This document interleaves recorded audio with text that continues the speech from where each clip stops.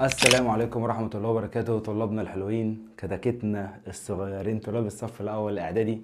معاكم مستر محمد دمراوي، مدرس الدراسات الاجتماعية بالإسكندرية.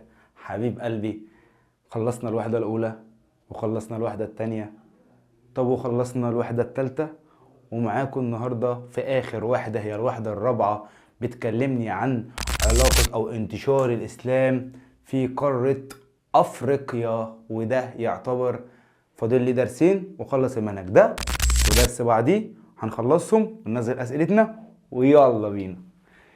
انتشار الاسلام في افريقيا. ازاي الاسلام انتشر في افريقيا؟ هل انتشر بسرعه كده بسهوله؟ لا، ده مر بشويه مراحل يا حبيب قلبي بالهبل. ده من اول النبي صلى الله عليه وسلم لما كان رايح الحبشه، لما كان بيهاجر للحبشه عشان كان فيها حاكم عادل ما بيظلمش حد، واخدت مراحل كتير قوي. طب بص معايا، بيقول لك ارتبط العرب بعلاقة تجارية مع بلاد افريقيا قديما، ظهر قبل ظهور الاسلام بسبب القرب الجغرافي ما بينهم الاتنين من اول النبي صلى الله عليه وسلم لما كان رايح الحبشة. يلا نبدأ درسنا. واحد، معابر انتقال الاسلام الى افريقيا. قال لي معابر، مر ازاي؟ بيقول لك مر الاسلام في قارة افريقيا عن طريق 3 مراحل. قال لي اول معبر عند المحيط الهندي ومضيق باب المندب، هنا مضيق، وقال لي عند سيناء، وقال لي عند البحر الاحمر. 3 مناطق، المحيط الهندي ومضيق باب المندب 1، شبه جزيرة سيناء 2، والبحر الاحمر 3. قبل ظهور الاسلام ارتبطت عرب شبه جزيرة سيناء بالتجارة، خاصة في أفريقيا قديما. احنا كنا زمان بنعملوا علاقات تجارية ما بيننا وما بين الدول الأفريقية، يعني أفريقيا العرب كانت بتجيب لنا بضايع وتبيعها عندنا، حلو. ولكن يوجد علاقة تجارية ما بين شبه الجزيرة العربية بأفريقيا بسبب القرب الجغرافي بين شبه الجزيرة العربية وشرق أفريقيا، فقد وصل عرب شبه الجزيرة العربية إلى الساحل الشرقي لأفريقيا من أجل التجارة.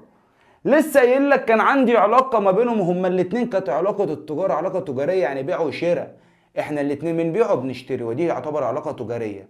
فبدأت العرب يجوا عندنا يسيبوا عندنا البضاعة واحنا نشتروا منهم، فبدأت هنا ينتشر الإسلام في من شبه الجزيرة العربية إلى أفريقيا، أدى إلى ذلك اختلاط العرب بأهالي السواحل، ومن هنا بدأوا العرب يختلطوا بينا ويخش نظام اسمه المزدواج، يعني بدأوا يجوزوا التجار يتجوزوا الناس من أفريقيا، ومن هنا زادت العلاقة بين العرب ودول أفريقيا. هقول له إزاي؟ هقول له أدى ذلك إلى اختلاط العرب بأهل الساحل وتزوجوا منهم وأقاموا محطات تجارية هناك، وكانت تلك البداية العلاقات بين سكان شبه الجزيرة العربية وسكان شرق أفريقيا هينتشر عن طريق كم مرحلة؟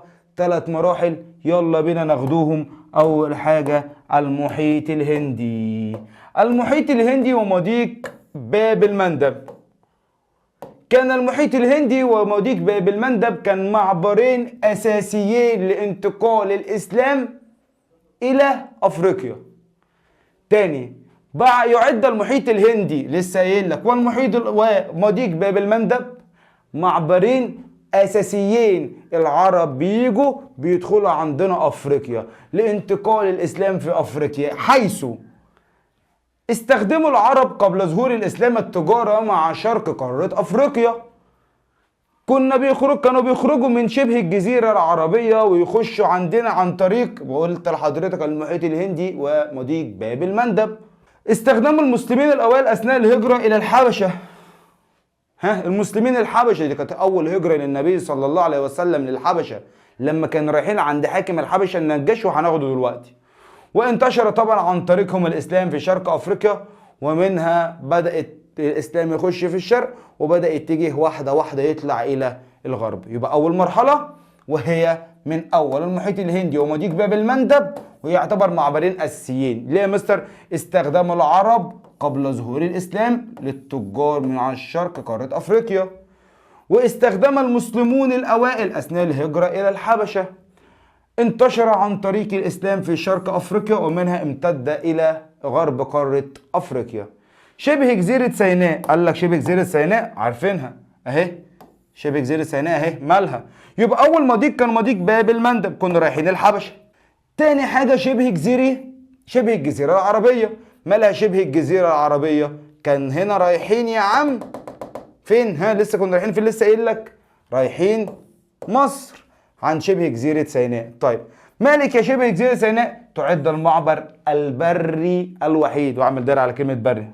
من هنا كان بيعبر منها جيوش المسلمين لفتح مين؟ لسه قايل لك لفتح شمال افريقيا وانتشر بها الاسلام.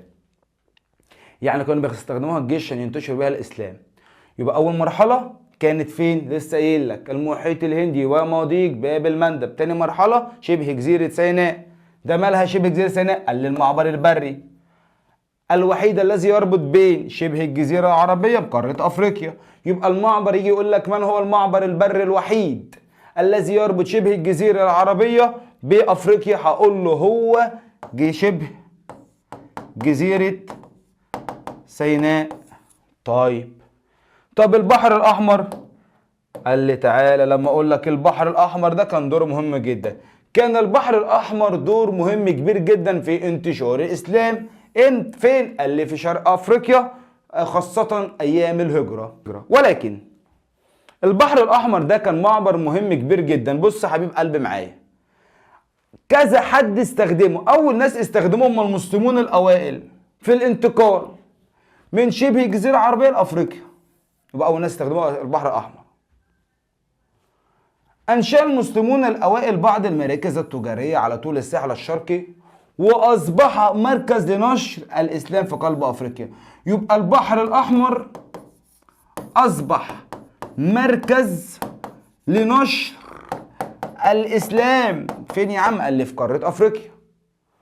بعد الفتح الإسلامي لمصر تم حفر قناة عرفت بقناة مين؟ أمير المؤمنين، اللي هي زي قناة بيني وبينك كده سيزو ستريس، كانت بتربط بين الأحمر والمتوسط بس عن طريق نهر النيل. طيب ومن هنا بعد الفتح الإسلامي لمصر، مصر اتفتحت على يد مين؟ اتفتحت على يد عمرو ابن العاص في عهد الخليفة عمر ابن الخطاب سنة 21 هجريا 641 ميلاديا. طيب ومن هنا بعد الفتح الإسلامي المصري تم حفر قناة عرفت باسم قناة خليج أمير المؤمنين التي ساعدت على انتشار التجارة. يعني البحر الأحمر كان مهم جدا خاصة في النشر الدعوة الإسلامية. ودي أول مرحلة. تاني مرحلة أساليب انتشار الإسلام. أنا هبدأ أنشر الإسلام في أفريقيا إزاي؟ قال لي هنشر الإسلام في أفريقيا عن طريق 4 مراحل. أول مرحلة وهي الدعوة، بدعو الناس وهنتكلم عنها. تاني مرحلة التجار المسلمون ومعظمنا احنا اتكلمنا عنهم. بعد كده الزواج والمصاهرة، بعد كده الهجرة. يلا بينا ناخد نوع. أول حاجة هي الدعوة. قامت الدعوة وعلماء الدين بدور بارز كبير جدا في أفريقيا في نشر الدعوة الإسلامية، حيث كان القائد أو القادة. أنه قادة؟ قال لك القادة المسؤول عن القبائل الإسلامية بأفريقيا يرسلون ناس اسمهم الدعاة. بتبقى حضرتك قاعد في الشارع كده وبيجي ناس شيوخ، تمام، ياخدوك يقول لك تعالى ناخدك الجامع، يفضلوا يكلموك عن الصلاة والصوم والعبادة، ويبدأوا يكلموك عن ربنا كتير جدا لغاية ما انت تبقى خلاص حبيت الموضوع وتخش تبقى مقيم في المسجد. صح؟ تقول لي صح. دول هم مين؟ دول اسمهم الدعاة. دول هم الناس اللي كانوا بيدعوا للدعوة الإسلامية. طيب أيام النبي صلى الله عليه وسلم لما كان بينشر الإسلام كان داعي برضه، كان بيخرج داعيا. طيب أبو بكر الصديق كان بيخرج داعيا. هم دول الدعاة. طب كلمني، حيث كان قائد القبائل الإسلامية بأفريقيا يرسلون الدعاة لنشر الإسلام بين بقية القبائل الأفريقية. عندي قبيلة فيها إسلام والقبائل التانية ما فيهاش إسلام، هبعت ناس، خلي بالك من كلمة ناس دي، تروح القبائل التانية يفضلوا يكلموهم عن الدين الإسلامي لغاية ما يستجيبوا ويدخلوا الدين الإسلامي. ومن هنا دول اسمهم الدعاة، يعني كان بيخرج داعي. وقد كان الدعاة ليهم نوع كبير جدا من التقدير والاحترام بين تلك القبائل. تاني ناس هم التجار المسلمون، وهنتكلم عنهم. التجار المسلمون كانوا تاني ناس كانوا بيخشوا ينشروا الإسلام. ليه؟ منظرهم حلو. انت بتهزر يا مستر؟ بيلبسوا شيك، بيسرحوا هدوم نضيفة، ريحتهم برفان بتاعتهم نضيفة، هدومهم محتشمة، ما بيلبسوش كاتنج وكده، يعني بلاش يلبسوا كاتنج ويعملوا شعرهم ويلبسوا كاب المسطرة. تمام؟ إذا التجار كان المسلمين دول بارز جدا في الإسلام، وإن كان بشكل غير مباشر. كان ذلك من خلال اللي هم التجار، التجار المسلمين، مظهرهم وملابسهم النظيفة المحتشمة، حسن الأخلاق بتاعتهم، الأمانة، الصدق، كالحسن وكالأخلاق كالصدق والأمانة ورفض التعامل بالربا. ما بيحبوش ياخدوا فلوس زيادة، ما فيش حاجة اسمها يبقى لك واخد فوايد. طيب، أو الغش، ما كانوش بيغشوا. فالناس بتبدأ تبص مين الناس المحترمة دي، مين الناس اللي ما بتتغش دي، مين الناس اللي ما بتسرقش، مين الناس اللي... فبدأت الناس تتكلم. ومن هنا ده اسمه المسلمين التجار المسلمين، الناس اللي هي المحترمة. فأنا هبدأ أتعلم منه. طيب، كما أسهم التجار المسلمين في نشر الإسلام بشكل مباشر. هنا كان بشكل إيه؟ قال لي بشكل غير مباشر. طب بشكل مباشر، قام بعض التجار المسلمين بتشييد المدارس وتشييد المساجد. تعالى، كانوا بيبنوا مدارس وكانوا بيبنوا مساجد في أفريقيا. كان التجار المسلمين يختارون الطلاب المتميزين، بياخدوهم ويرسلوهم إلى المعاهد العلمية بمصر وشمال أفريقيا. كانوا بيروحوا يتعلموا، ييجوا يفيدوني، يعلموني اللي هم درسوه بره، ولذلك يبقى أنا كده استفدت منهم لتلقي مزيد من العلم، فيعودون قادة للفكر الإسلامي في بلادهم. أهم المواني، وقد تحولت العديد من المراكز التجارية إلى مراكز ثقافية لنشر الإسلام. زي مين؟ كانوا نيجيريا حاليا، مدينة عليها ضمة، تومبوكتو، ودي موجودة في مالي. كانوا في نيجيريا، تومبوكتو اللي في مالي حاليا. ثالث حاجة هي الزواج والمصاهرة. جواز. راح أنا دلوقتي واحد تاجر رايح متجه نحو الشمال في أفريقيا، عجبتني واحدة، حبيتها، اتجوزتها. يبقى أنا عملت علاقة تجارية، ومع العلاقة التجارية كونت حياتي. فأهل الناس ما كانوش مسلمين، عرضت عليهم الدعوة الإسلامية، راحوا داخلين، وبكده عملت علاقات وقدرت أنشر الدعوة الإسلامية عن طريق الزواج. هي نفس الفكرة بالظبط. كان لزواج التجار المسلمين من النساء الأفارقة دور مهم جدا في نشر الإسلام في أفريقيا، حيث ساعد على تقوية العلاقة بين الطرفين ونقل العادات والتقاليد الإسلامية إلى شعوب أفريقيا. لسه قايل لك حضرتك دلوقتي. بعد كده الهجرة. كانت الهجرة في الإسلام إلى قارة أفريقيا أحد الوسائل المهمة لإنشار الدعوة الإسلامية.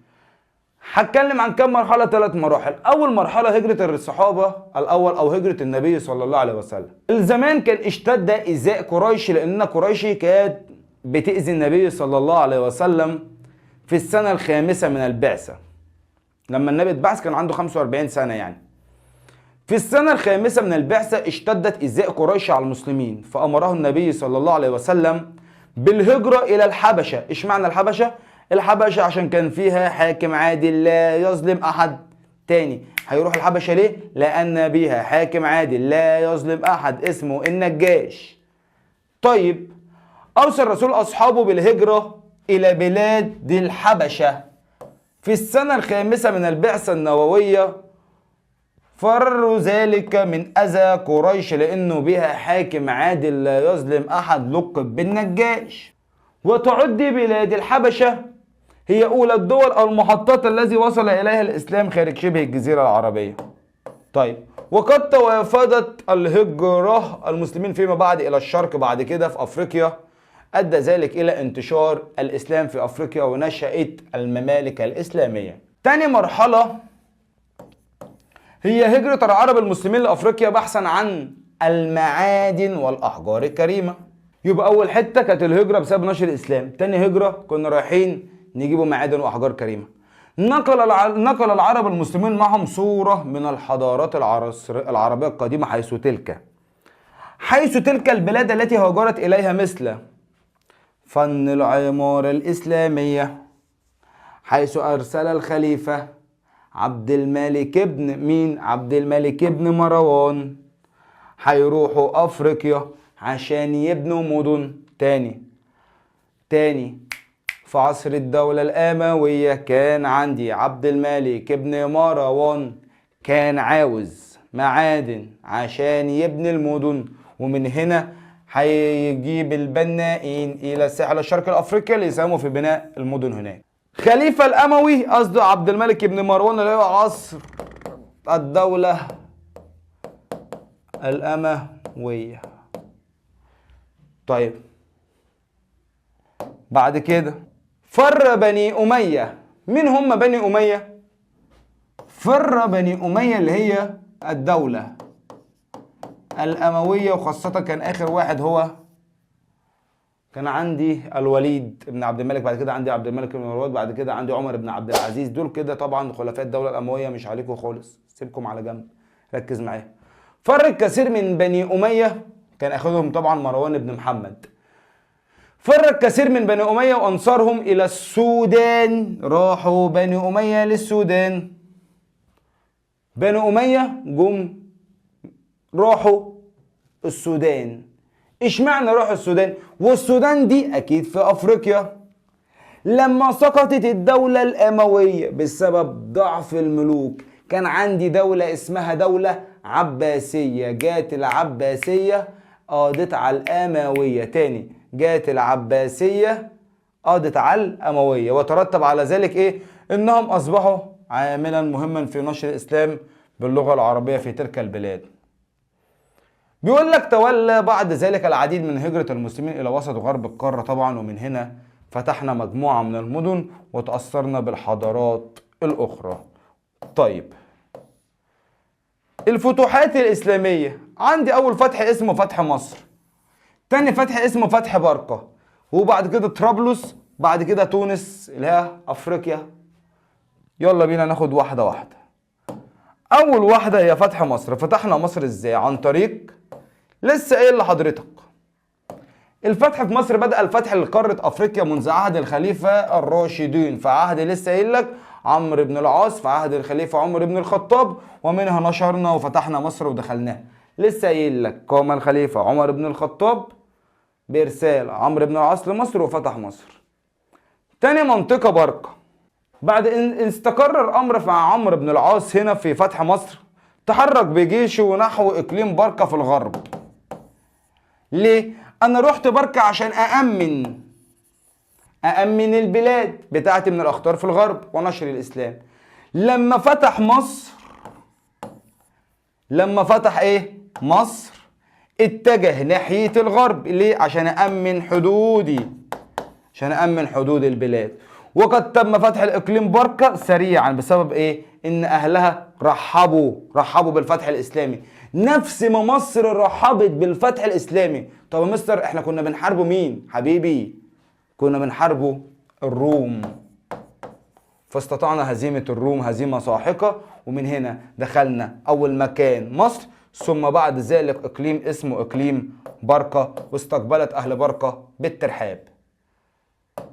بعد ان فتح عمرو بن العاص مصر اتجه بجيشه الى طرابلس، ومن هنا بدأنا نفتح طرابلس لأهميتها على الشواطئ طبعا البحر المتوسط في الشمال، وإحكام السيطرة على شمال افريقيا، واقدر ان انا اسيطر على شمال افريقيا. يبقى الشواطئ اهميتها على السواحل الشواطئ الافريقيه اهم من الشواطئ الافريقيه، والسيطره على شمال افريقيا. احداث الفتح تعالوا نقراها واحده واحده. كانت المدينه محاطه باسوار كبيره جدا. الاسوار دي كانت من جهه البحر، كان عندي سور كبير.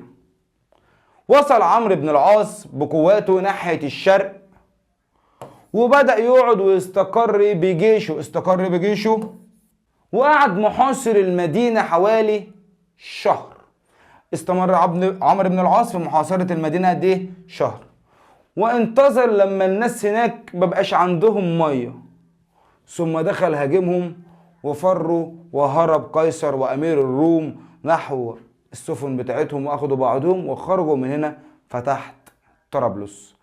طيب، هرب الروم وفرهم نحو سفنهم، وهكذا فتح طرابلس دون صعوبة رغم قوة أسوارها وحصونها. قعد محاصر قد ايه؟ شهر. قعدنا محاصرين طرابلس شهر لغاية ما فتحناها، واتجهنا بعد ذلك إلى أفريقيا اللي هي تونس. ايه اللي حصل في تونس؟ كان عندي واحد اسمه عبد الله بن سعد ابن أبي السرح، وده كان والي على مصر. ظهر عندي في انه خليفة؟ ظهر عندي في عهد الخليفة عثمان بن عفان. يبقى الاولاني كان اسمه عبد الله بن سعد ابن ابي السرح، كان بيعمل حملات للاستطلاع حول افريقيا، وده كان بيبني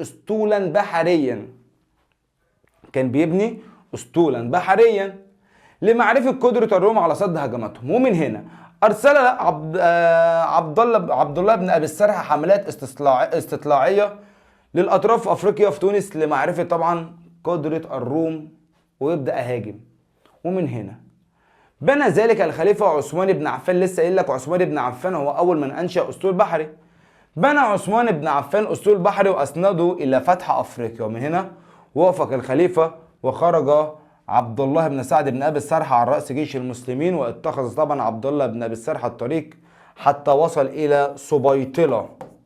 وأول ما وصل إلى سبيطلة دارت معركة عنيفة بين الروم والمسلمين. طيب، مين اللي كسب؟ انتصر المسلمين. ومين اللي خسر؟ وهزم أسطول الروم وفتحنا سبيطلة تاني. يبقى إذن عبد الله بن سعد بن أبي السرح أخذ بعضه واتجه إلى لمحاربة، وصل حتة اسمها سبيطلة، اتجه ناحية الساحل الشرقي أو الساحل حتى وصل إلى سبيطلة. ولما دارت المعركة انتصر المسلمين وهزم الروم وفتحناها، وكاد مهد فتح سبيطرة الطريق أمام المسلمين لفتح مدن وحصون أخرى كتير جدا في عصر الدولة الأموية. ومن هنا كان من أهم الفتوحات المسلمين في عصر الدولة الأموية عن طريق واحد اسمه عقبة بن نافع، خدته في قصة العربي، وموسى بن نصير. وده اللي ظهر عندي في عصر الدولة الأموية. وفي عصر الدولة الأموية عقبة ابن نافع، موسى ابن نصير، وتم فتح بلاد طبعا المغرب. ومن هنا قدرنا اللي احنا ننشره الدعوة الإسلامية. رابع حاجة معانا تأثر الإسلام في أفريقيا. التأثير الإسلامي في قارة أفريقيا أثر إزاي الإسلام عن قارة أفريقيا؟ عن طريق 4 مراحل. أول حاجة بدأت تظهر عند حبيبي هي الممالك. تاني حاجة بدأت تظهر عندي هي اللغة. 3 ازدهار الحركة العلمية والذوبات العرقية بين العرب. آخر حاجة هتبدأ تظهر عندي العادات والتقاليد. ركز معايا وتعالى يلا. أول حاجة ظهور الممالك الإسلامية في قارة أفريقيا. إيه هي الممالك؟ تكون مجموعة إسلامية من المهاجرين العرب. يبقى أول ناس اسمهم المهاجرين العرب. ركز معايا، أول ناس المهاجرين العرب والقبائل الأفريقية اللي دخلت الإسلامية. تاني، مجموعة من المهاجرين العرب والقبائل الأفريقية اللي دخلت الإسلامية. مع مرور الزمن نجحت تلك المجموعات في تكوين الممالك والسلطات، وبدأوا يعملوا سلطنات إسلامية في مناطق مختلفة بالقارة الأفريقية، مثل مملكة غانا، ودي مهمة جدا، ومملكة مالي. يبقى من أهم الممالك اللي انتشرت عندي ممالك غانا وممالك مالي، وغيرها طبعا من الممالك الإسلامية في أفريقيا. مجموعة دخلوا الإسلام عملوا ممالك مثل ممالك غانا وممالك مالي، كلهم جم منين؟ المهاجرين العرب والقبائل الأفريقية. انتشرت اللغة العربية. هل اللغة العربية نشر اللغة العربية قدرنا ننشرها؟ أيوة طبعا قدرنا ننشر اللغة العربية. اللغة العربية هي اللغة التي أنزل بها القرآن الكريم طبعا.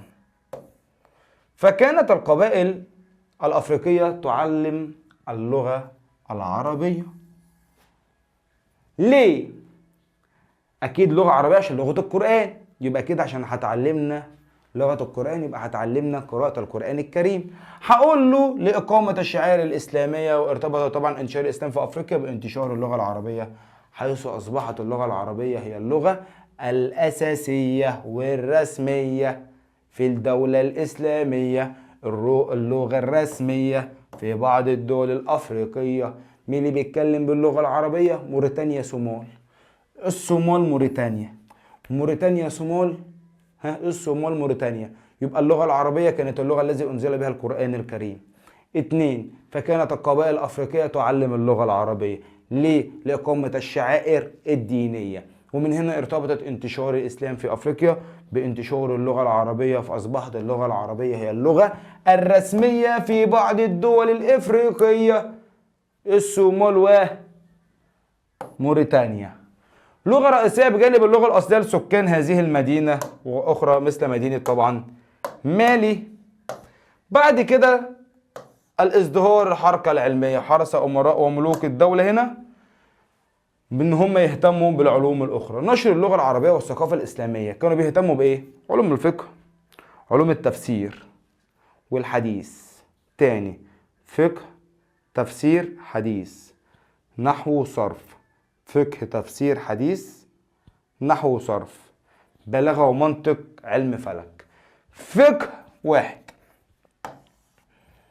تفسير، حديث، نحو، صرف، بلاغة، منطق، ولسه قايل لك علم الفلك. فقه 1، تفسير، علم حديث. فقه، تفسير، حديث، صرف ونحو، منطق وبلاغة وعلم فلك. ودي كده العلوم اللي ظهرت عندي. أهم المساجد التي ألقت فيها الدروس. أول جامعة حبيب قلبي اسمها جامعة سنكوري، مهم جدا. سنكوري اهي في مدينة تقع اسمها مدينة تومبكتو، ودي موجودة طبعا في مالي. أول حاجة سنكوري في مدينة تومبكتو، ودي موجودة في مالي، حيث ألقى فيها دروس كتير جدا جدا في علم الإسلام. ودلوقتي بقت جامعة. يبقى المسجد، كنا زمان كان عندي جامع اسمه جامع سنكوري في مدينة تومبكتو، موجودة فين؟ قال لي في مالي. كانوا بيقولوا فيها الدين الإسلامي، ومن هنا في جامع العلوم الإسلامية. الذبابات العرقي بين العرب وأفريقيا. أحد أهم تأثرات الإسلام في أفريقيا شرقا وغربها، وهنا المصاهرة والازدواج. قلت لك لسه قايل لك كانوا بيتجوزوا بعضهم. ليه كانوا بيتجوزوا من بعضهم؟ عشان يعملوا مع بعض علاقات طيبة ما يكونش فيه خلاف. أدى ذلك إلى الذوبان العرقي لكل من الطرفين، وهذا الذوبان الذي نجح عن جيل جديد يحمل صفات الأدب العربي والأم الأفريقية، والعكس، الواحد عربي واحدة وأم أفريقية، أو واحد أفريقي وواحدة عربية كانوا بيزوجوهم ببعض. كل ده عشان نعمل حاجة اسمها الأصل العربي، وقدرنا اللي احنا ننشره الإسلام خارج شبه الجزيرة العربية، وقدرنا اللي احنا ننشره الإسلام في أفريقيا. طيب كل دي حبيبي مراحل نشر الدعوة الإسلامية. العادات والتقاليد، كان الإسلام دور مهم جدا في تشكيل الهوية الثقافية الاجتماعية. أول حاجة كان مننا أهم صفات، مثل إيه هي الصفات الحسنة؟ حبيب قلبي كان بيتميزوا زمان العرب بالكرم. طيب الشريعة الإسلامية الكرم والضيف، يعني كانوا بيهتموا بإكرام الضيف ومساعدة المحتاج والتضامن الاجتماعي، كما ساهم في تغيير بعض العادات السلبية في إصلاحات شؤون المجتمع الأفريقي. ومن هنا هيبدأوا كانوا بيتكلموا كمان على التنظيم الأسري. كان عادات وتقاليد ان هم كانوا بيتجوزوا بعض ازاي. بص يا حبيبي، كانوا بيقعدوا مع بعض وبيقولوا حقوق الزوج ايه، انت عندك ايه وانا عندي ايه، انت عليك ايه وانا عليا ايه. طيب يبقى توضيح حقوق الزوجين وواجباتهم. بتنظم العلاقة ما بينهم. منح المرأة حريتها في اختيار الزواج، هل انت موافقة ولا مش موافقة. حدد عدد الزوجات، لكن اللي انت تتجوز 4. ومن هنا كان عادات وتقاليد الزواج عند القبائل الوثنية غير مقبولة، حيث قام الإسلام بإيه؟ زمان كانت الديانة الوثنية اللي هي عبادة الأصنام ما كانتش مقبولة. دلوقتي توضح العلاقة بين الزوجين، دلوقتي بقت موجودة جدا بين الإسلام. عددنا، عرفنا أنت هتتجوز قد إيه، الزوجة إيه هي متطلباتها، الزوج تعرفك حقوقك وواجبات الزوجين وواجباتهم، تنظيم العلاقة، ومن هنا تنظم الحياة الاجتماعية الأسرية. طيب بننظمهم إزاي؟ أول حاجة الاهتمام بالعلاقات الأسرية. نظم الإسلام الحياة الاجتماعية للأسرة وفقا لإيه؟ الاهتمام بعلاقات الأسرية ودعم الروابط بينهم. منحت الأم، عطى للأم حق اللي هي تربي ابنها. يعني عطى للأم، منحت الأم حق حضانة الأطفال. إعطاء المرأة حق الميراث. يبقى أول حاجة الاهتمام بالعلاقات الأسرية، منح حق حضانة الطفل، إعطاء المرأة حق الميراث. منعت التفرقة العنصرية، لا فرق بينك وبين حد تاني، يعني مثلا ايه، لا فرق بين المسلم والذمي. طيب منعت التفرقات العنصرية، وحرمت شرب الخمر، كل دي الدين عمله. طيب والدعم في العمل الخيري والتعاون، ومن هنا دعمنا العمل الخيري والتعاون بدون رعاية الأيتام. درس أنا معاك اللي هو تقيل، اسمع الدرس كذا مرة، واحدة واحدة. اعرف الفرق بين الدعاة والناس اللي بدأت تنشر الدعوة الإسلامية، بدأوا ينشروها في أفريقيا ازاي، واحدة واحدة. أشوفكم على خير كده، هننزل لكم آخر درس إن شاء الله الحصة الجاية. أشوفك على خير حبيبي، السلام عليكم.